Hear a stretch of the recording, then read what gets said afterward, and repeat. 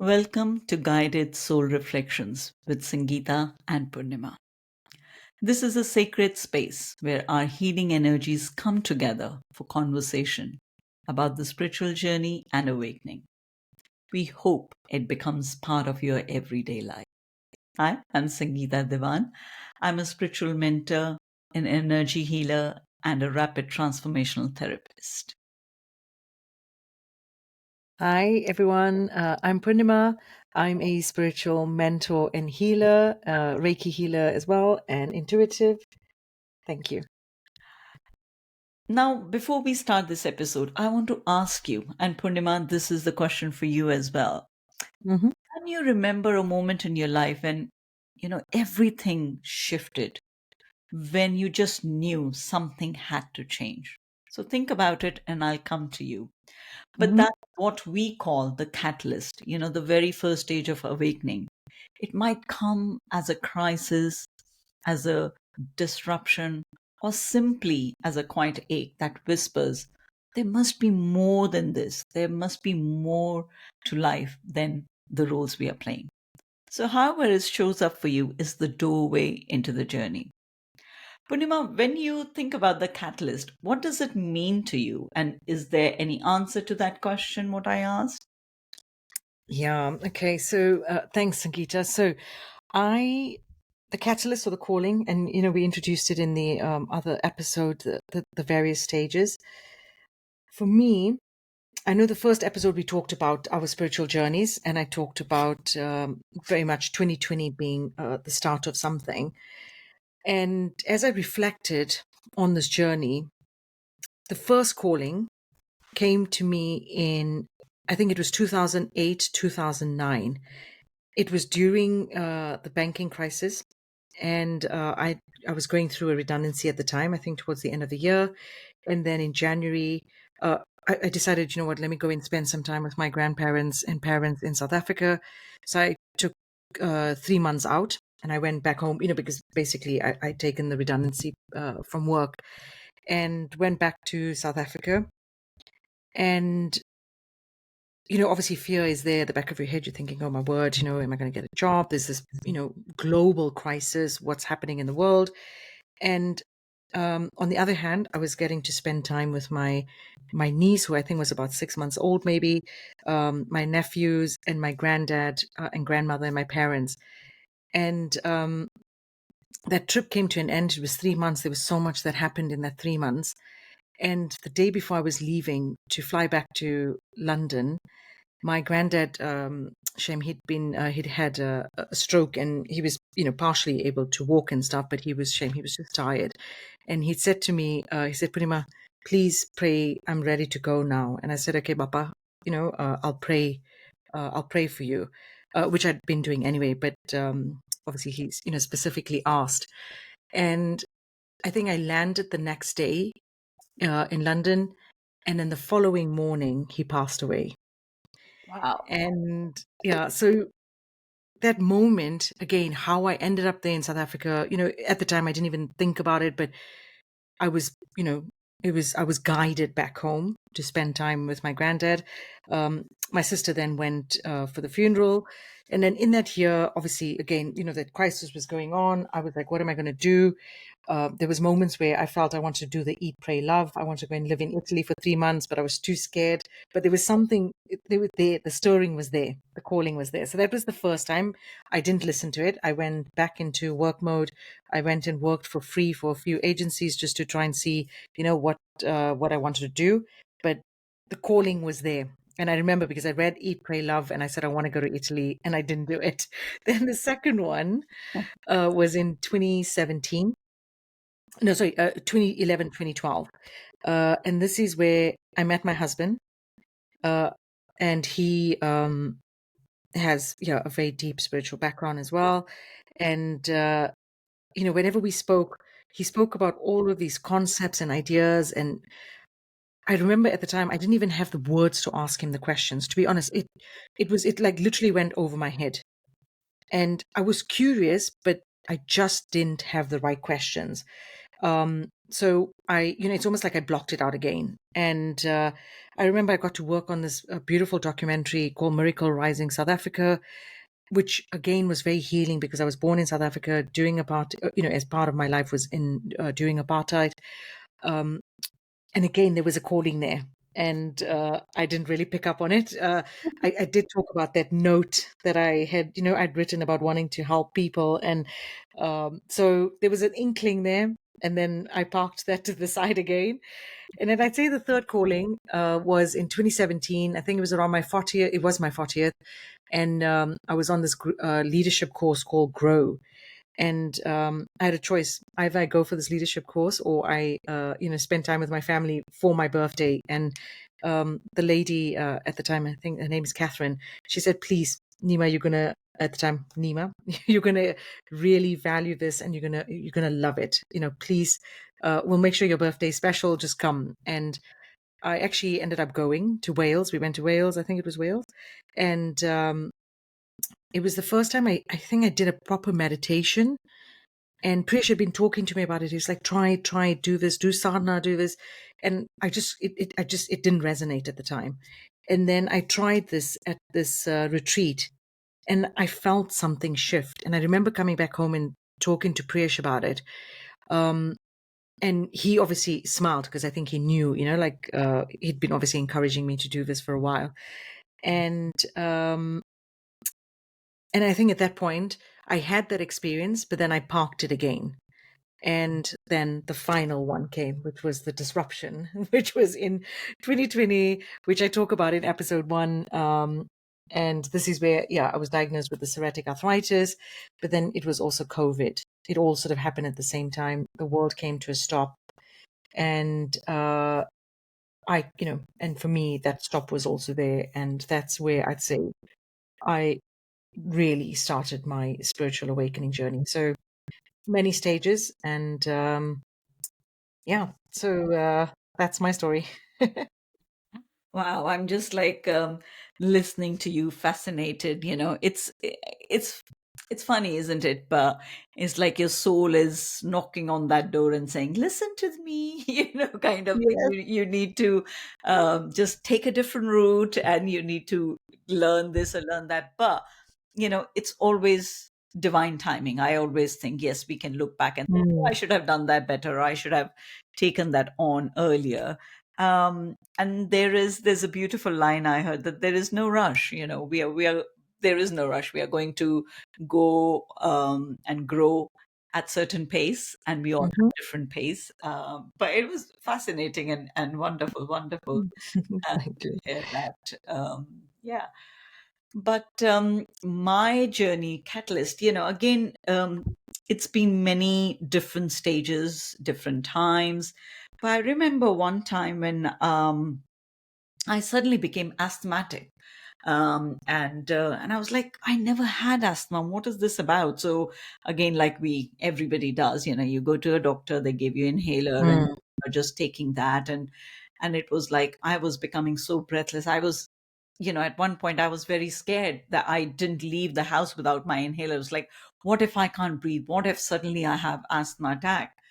And then I don't know, I started to question, it's like, where does this come from? Why I am experienced that? I have never smoked. I don't know. But I think my curiosity, I was always very curious as a child. I always used to ask, why me? Why this? Why that? And that was quite annoying for my mom, because I used to ask her a lot of questions. But this time I was, in the UK, and I was asking myself these questions. So why? What is happening? And I remember then later on, uh, going for Reiki healing. And that's something happened when I was like, really, something was really bothering me. My childhood traumas were like really coming up, and I was becoming irritable for no reason. And I remember going for a psychic reading, and this guy said to you, your hands, that I can see light coming out of your hand. I was like, oh my God, that's weird. I can't see it. And he said, you know what? You're a healer. You can heal people. And have you heard about Reiki healing? And I said, no. He said, maybe look into it. And that's what it prompted me. I was like, okay, I'll look into it. And I thought, okay, it's funny, because when he said that, it was that Reiki or Reiki healing was coming to me, through Mm. YouTube videos, or I was hearing about it, and I never got into expanding on it, what it is and what it is not. So I remember going, and then I called up, this advertisement, and the 2 days I was thinking about it, suddenly this advertisement pop in, and it was happening in London. I was like, okay, you know what? I can go to London and I can learn that, because clearly I'm here to do something else, you know. And I remember my husband asking, Mahesh asking, it's like, "Oh, why are you doing this for?" I was like, I really don't know why I'm doing it, but I'm really called to do it. And again, I have shared a bit more details in our first episode in our journey. And it was such a strong calling for me. It was like, and I have always, tried to listen to my heart and those, intuitions, those hits. Mm. I said, like, I don't know what I'm going to gain or not. Maybe I'm not a Reiki healer, who knows, but I'm going to go and find it. So, and that was the first time I left on my own, drove the car the 3.5 hours. I booked myself B&B and got there. And when I met this group of 8 to 10 people, it felt such a beautiful place. It felt that, yeah, that was right for me. I was feeling energy for the first time.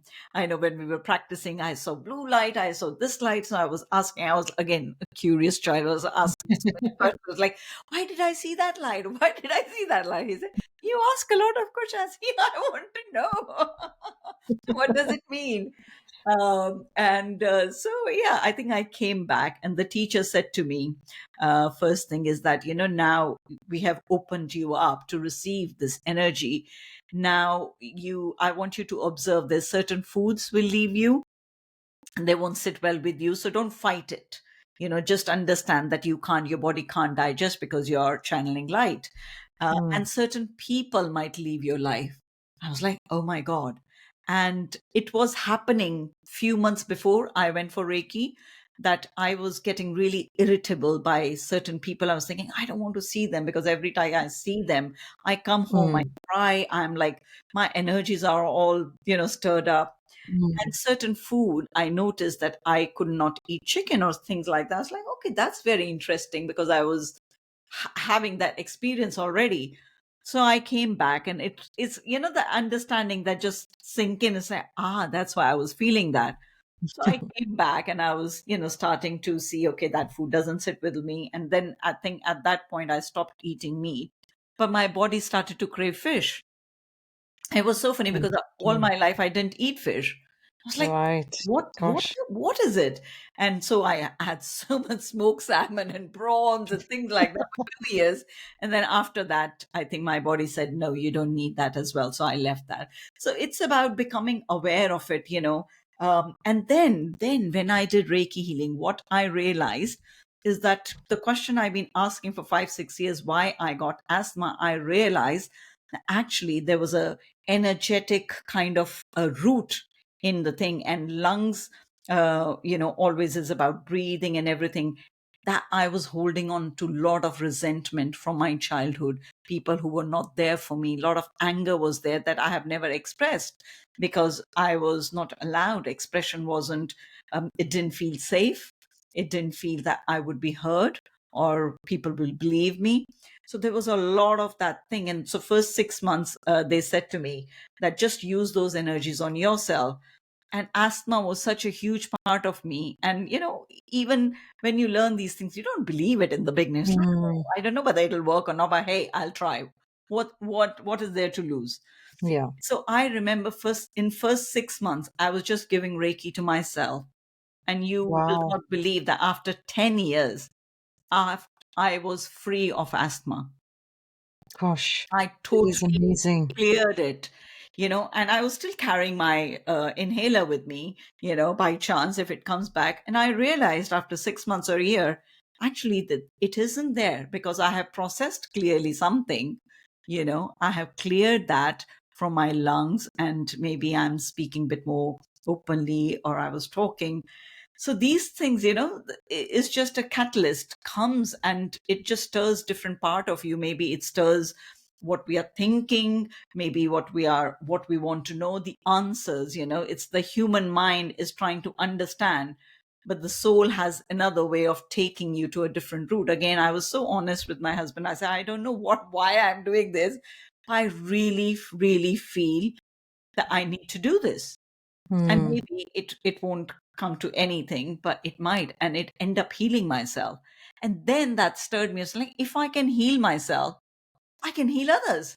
And that got me really excited. It was like, okay, next day, then I went and learned Reiki too, where you can heal others. But you know what? It took me on a such different path, and it made me a little bit more confident.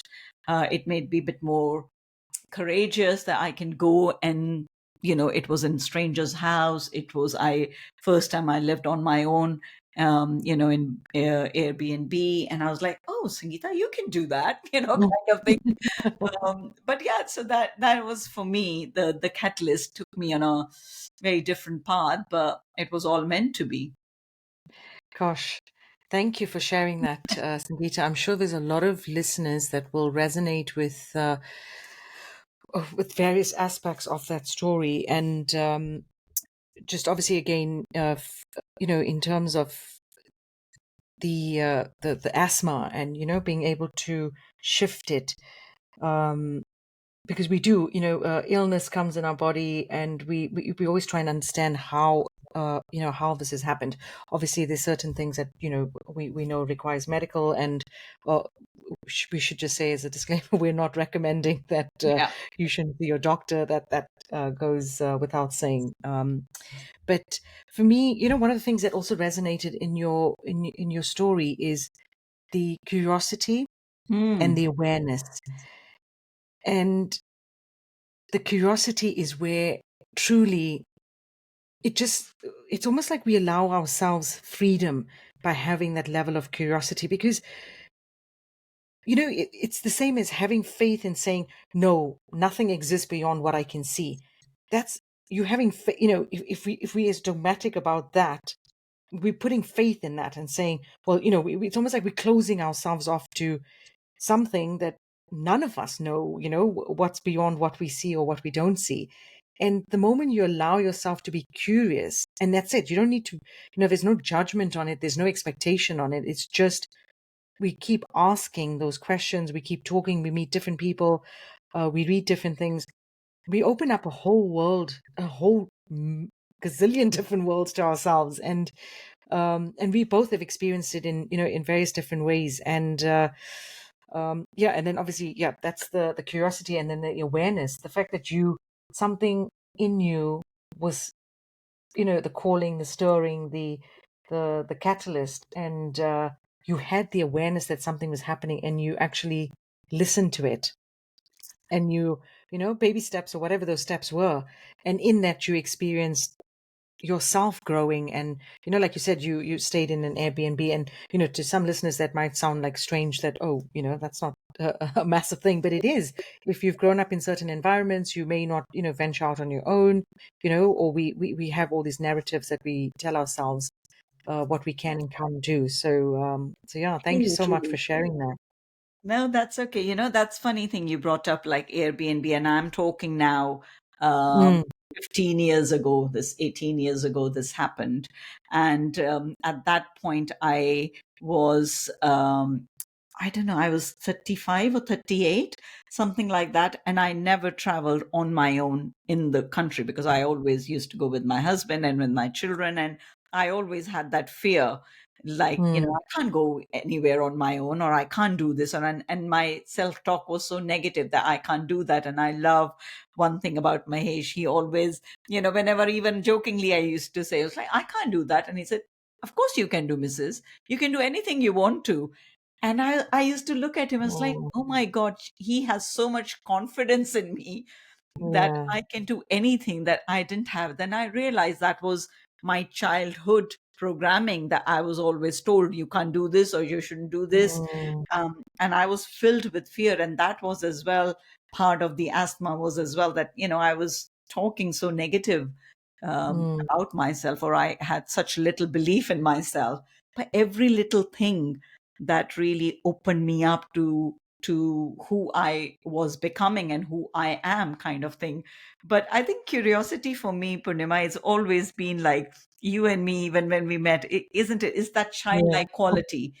Children are curious. It's like, Yeah. why should I do this? What is this happening? Why, and Yes. and it's so beautiful when we are curious. It's like we want to know the answers, and it brings humility, because you tell yourself that you don't know enough, you You want to don't. know more. Mm, you know mm, and I think yeah. it is beautiful if our listeners can adapt that as well. And I think that comes, I want to share, one of the soul tools today with you is, if something is happening in your life, you know that has come out of the blue, be it an ailment, be it anything else, you're questioning yourself, like me and Purnima say, anything that comes in physical, I truly believe that it has a root cause in energy, because it was formed in energy first, and then as you were not listening, and then it becomes a physical ailment or something like that. So I want you to pause today after you finish listening to our podcast and ask yourself, what is going on in my life today? And what is it calling me to do? Be it might be calling you to ask yourself a question. It might be asking you what kind of beliefs you hold for yourself. Whatever comes up for you, that'll be just right for you. So I really hope that'll help. But before Mm. we wind down, I love, Purnima, to pull a card for our beautiful, beautiful listeners. And I want to have some message as well, Purnima, as you know. Yeah. Yeah, I love when you give us some messages. So Okay. Cool. I'm going to do a card pull from the Starseed Oracle deck. And let's see what's the message for the listeners. And this message will be relevant whenever you hear the podcast. So, the Seas of Mintaka, seeing potential and bringing the unconsciousness to light. Wow. Okay. I'm going to read, give me a second to just read an excerpt from there. But, we talk about the calling, the stirring, and it's, bringing the unconsciousness to light. And that's, I feel very relevant. Just give me a second. The Seas of Mintaka. So, Mintaka is thought to have been a water based planet containing the most crystal clear waters you could ever imagine. So clear that you could see for miles and miles underwater. This card represents a crystalline clarity of potential and possibility. It's about the ability and the choice to see the potential in all people and situations. This could be one of your natural traits, or it could be a sign of what you're currently doing has great potential. wow. So, according to Carl Jung, that which we do not bring that which we do not bring to consciousness appears in our life as fate. When water appears in dreams and art, it often represents the unconscious mind. Pulling this card also means you may be called to bring light to any unconscious patterns of which you were unaware, to look at them and see them clearly and consciously so they don't appear in your life as fate. So I think it's based on what you with the soul tool that you talked about, Yeah. what's stirring in you, what's coming up for you. Take that time out, pay attention, and there may be a message in that. So whatever then comes up afterwards, it's like, oh no, it's not fate. We don't blame it on fate, and actually we consciously, it's bringing that awareness to it. And the moment you have awareness of something, you're able to consciously do something about it or let it go, whatever that is, right? We don't always need to do something. Action is not always required, but sometimes it's just the acknowledgement and then, letting something pass or celebrating or whatever that is, I hope the card resonated, Sangeeta. Wow. I mean, I just can't believe it, or maybe I should start believing too. whenever whenever we talk about certain things, our cards really reiterates or resonates so much, Mm, isn't it? Because it's mm, about shining light, bringing consciousness to that. And these are certain patterns or whatever is happening in our life. There's a reason for that. So I absolutely love that card. Thank you so much, Purnima. And our listeners, hope you got the message as well. As much as, and Purnima, I enjoyed sharing my story, listening to your story. And yeah, can't wait for our next episode. We'll talk about the stage number 2. And yeah, so over to you. Thank you. So, yes, thank you, listeners. Thank you, Sangeeta, for sharing. I know this weekend is a special weekend, so we're sending you lots of love. And remember, I guess, this is a message for myself and Sangeeta as well, and for all of our listeners. We don't have to rush ahead. You're not missing out. Whatever's meant for you is always going to show up for you. It may take a little bit longer, but, yeah, there's no right time as such or wrong time. Before you move on with your day, ask yourself, what is one question rising in me right now? If this episode resonated, follow the podcast and share it with someone who might need it. Until next time, be gentle with yourself. And if you feel called, reach out. You'll find Sangeeta and my details in the notes section. And we'd love to walk this journey with you.